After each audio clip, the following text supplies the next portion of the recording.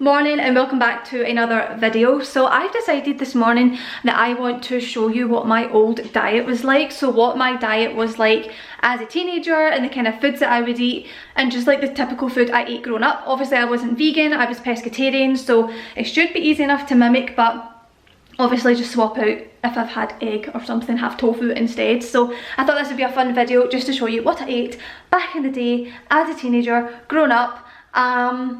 So yeah, interesting to see how it compares to now. So background story, for those that don't know, I grew up as a swimmer. So between the age of like 10 and 18, I swam, I trained, how many times a week did I train? I probably trained 5 times a week. Swimming training, and there were 2-hour sessions at a time. I never did morning sessions, I only ever did nighttime sessions. I was never a professional at swimming or like, yeah, not any kind of standard. I just was part of a swimming club that trained a lot and we did competitions at weekends and that kind of thing. Was I any good? No. I don't think I ever won a competition in my life. My poor dad every weekend sitting watching me fail miserably. But yes, that's kind of the background context. So I was always into fitness and sport growing up, so I've always been relatively slim. If I can find pictures from like that kind of age, we're kind of talking about the age of like 15, 16 right now. That's the kind of like era of life I am going for. So yeah, I'm going to try and find some photos from that, talk you through that, show you the kind of food that I ate as a swimmer, growing up, being a teenager, not really having any focus on like what I'm eating and why, because who does when they're like 15, 16? We're just kind of eating and like going with it, and eating what your parents make for your dinner as well. So let's get into the video. And today I am wanting to talk to you about hair health and particularly nutrition and how that affects your hair. So I'm going to talk a bit about what my diet used to be like when I was a teenager, and how I have transformed it into a really healthy plant-based diet and how that has had overall just lots of effects on my body, but of course for my hair as well. So as you can tell, I have quite a lot of hair. So yeah, I want to talk about what my diet used to be like. So I grew up pretty much over my teenage years pescatarian, so I wasn't too different changing over to a plant-based diet. But of course when you're a teenager, your focus is very much on like quick grab to go foods. You're very much focused on like a much higher carb diet, and my diet was very much you know, pre-made pastas. It was a lot of breads and processed foods and cereal bars and cereals for breakfast and things like that. I was a fan of like frozen potato wedgies and just like convenient foods, just because you're a teenager and that's just what you ate. And those foods are just not really full of vitamins, minerals, nutrients at all. And you can definitely see the difference when I look back at old photos of myself and my hair quality. I always used to say that I had really frizzy hair and that my hair was neither curly or straight, it was just frizzy, and that's because it just was not getting taken care of properly. So my hair now, I would not say that I have frizzy hair. It's not something I would say about my hair type at all if I was going to the hairdressers or just describing my hair in general. It's definitely not the frizzy type. And it's just so important. I don't think people realise the importance of what you like. You literally are what you eat. So your diet has such important roles in your overall health, of course, but also just in what you look like and how you feel as well. And that includes your hair. So aside from taking care of yourself from the inside, also it's important what you do on the outside. So I used to treat my hair so badly. I used to batter my hair with a hairbrush. I also grew up as a swimmer, so it was exposed to a lot of chlorine, and I really used to just come out and just like really just attack my hair with a hairbrush, because it was naturally frizzy and was just getting really tangled. But I have been using the Tangle teezer hairbrush for some time now, and it makes such a difference to the overall like feeling of your hair. It just smooths out all of your tangles, all of your knots, and your hair does not get ripped from your head as you do it. So I just really never treated my hair well with a hairbrush at all. I really would literally just batter it with a brush, and now I just feel like it's so much smoother, so much more kind to my hair to be using a Tangle teezer. So my top food recommendations then, especially if you follow a plant-based diet, for eating the best food for your hair health, definitely focus on healthy fats such as nuts, seeds, avocados, your nut butters, that kind of thing. So like I said, I love chia seeds. I have them in my porridge every single day. I'm also a fan of avocado toast. Don't know if I mentioned that, but I'm a fan of avocado toast.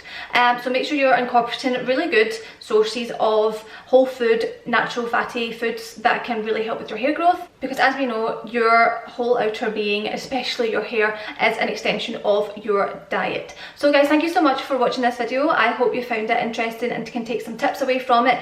And don't forget to add in some really healthy foods to your diet and make sure you have just fabulous overall hair health. I'm so sad. I just took that jumper I had on this morning out of the wash this morning and I've just dribbled toothpaste all over it. So there's that. However, look at this jumper. It's the coolest thing I've ever owned in my life. It's going to be awfully bright when I open this up. But this is from ASOS. And it has churros on it. That's like living your best life. Okay, it's a bit of a late start to breakfast. So obviously when I was at school, I would have my breakfast about 8 o'clock in the morning and I'd be at school for 9 o'clock. We live right next to the school, so it was literally like a 5-minute drive. And yes, we were always just like dropped off at school before my mum went to work type of thing. So breakfast, what you will notice is I had a very just like carbohydrate focused diet with plenty of fruit and veg in there, but you know, no really like sources of protein or necessarily high quality carbs or anything like that. So like compared to what I eat now, so normally, as you know, I eat oats now, but back in the day as a 15-16 year old, I did not like porridge. I thought it was the most disgusting thing. So I was a cereal fan. I loved cereal and I probably had cereal twice a day. I had it in the morning, so I'm just gonna have like the Weetabix crispy chocolate chip minis because they are, oh my goodness, my nose.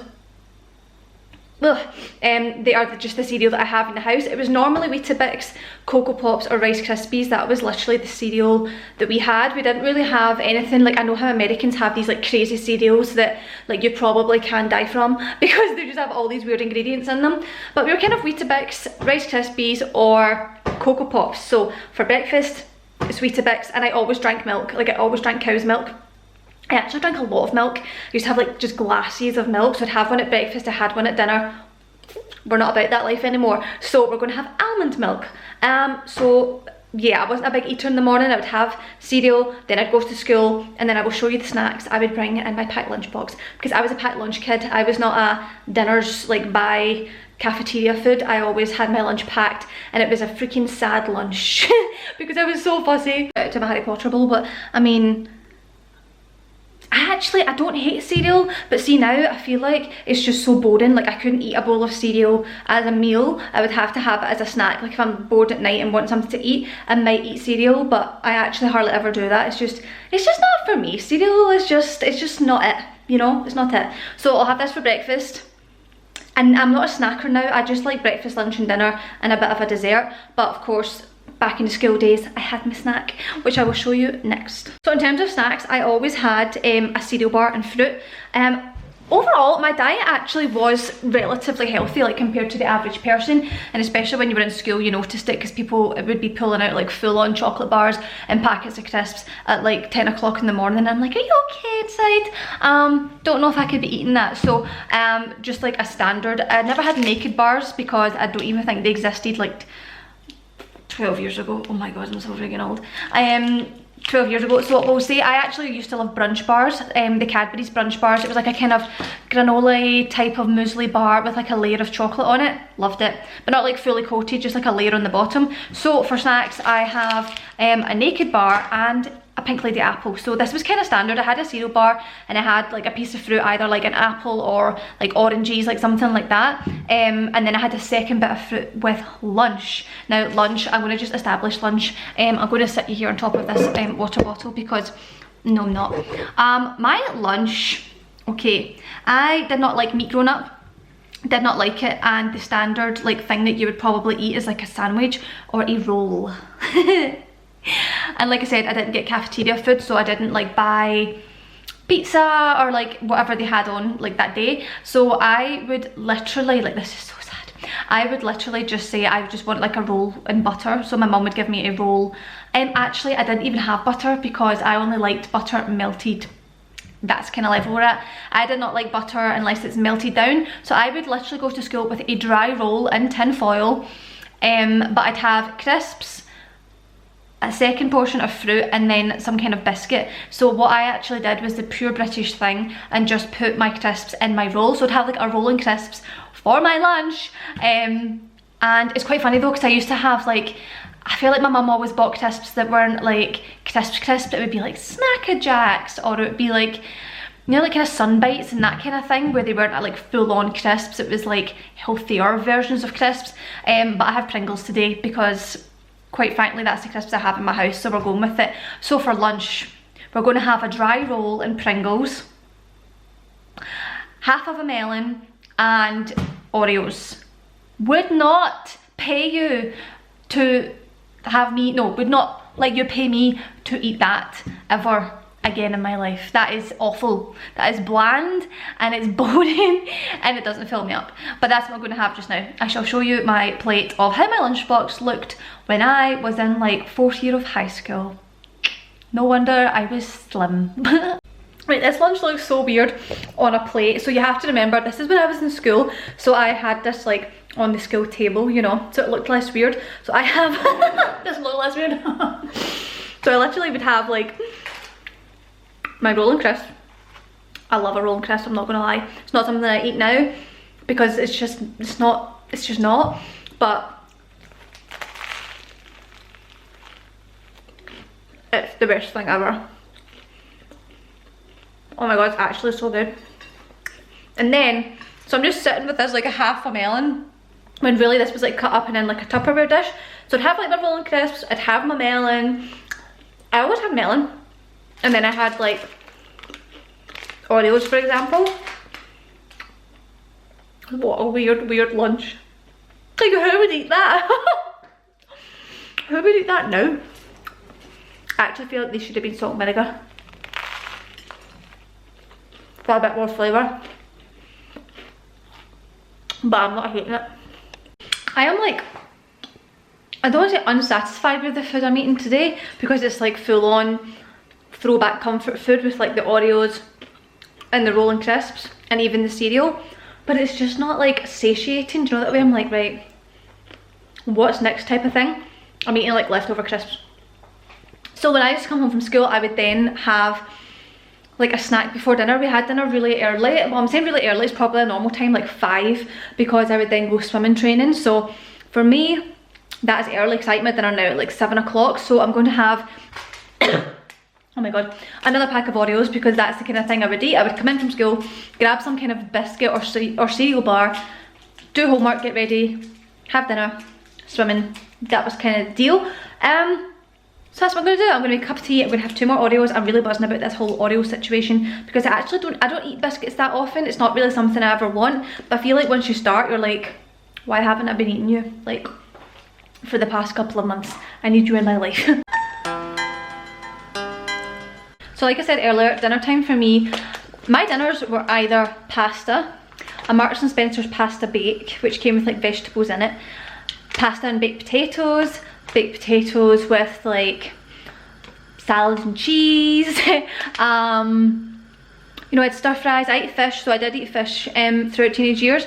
That was the only meat I did eat was fish, so I would have like fish and veg, or I'd have stir fries, or I'd have homemade soup, and occasionally, like maybe once a week, like a pizza. So my diet we are going with today is the pasta. Now, every time I had pasta, I either had like, that just fell in there, but we'll just go with it.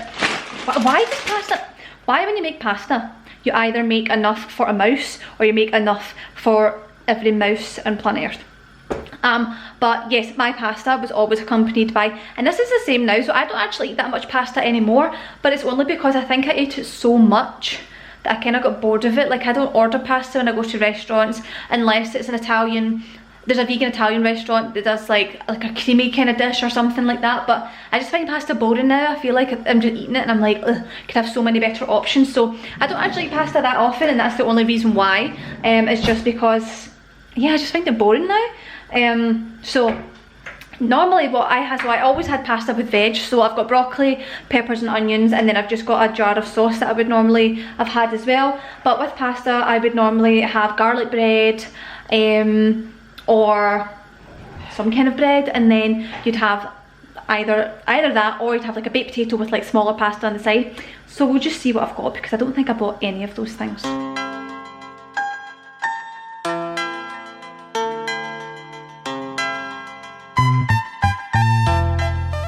So the only other thing I would have had to eat would be if I came back from training. I would then have like a bowl of cereal or something like that. My face looks very crazy. And by that point it's like 9-10 o'clock at night. I would have that, have a shower, go to bed, and that would be my day of eating as a 15-16-year-old pescatarian swimmer vibe. So hope you guys enjoy this, and I will see you in my next video.